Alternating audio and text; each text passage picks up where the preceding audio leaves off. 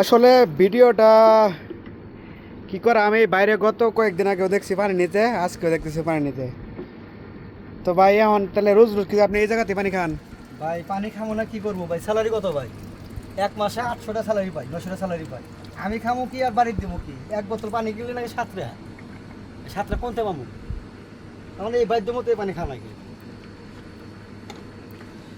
আসলে অনেকে বাধ্য হয়ে এরা করে, কি করার নাই কিছু। এই যে দেখেন পানি, ওই যে দেখেন আপনি এগুলা, এই পানি খাওয়া ঠিক না, তারপরেও ভাই খাইতেছে। ভাই আপনার কথা এটাই? এটাই কথা ভাই, এটাই। স্যালারি কত ভাই?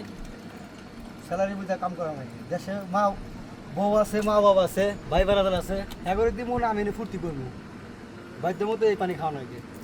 আসলে যাদের স্যালারি কম তারা আর কি করবো আর, কারণ পানি এই দেশে পানি একটু দাম বেশি, পানিটা সমস্যা বেশি, এর জন্য করার নাই কিছু।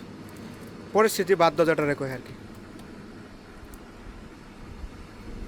গরিবের এই সম্পদ।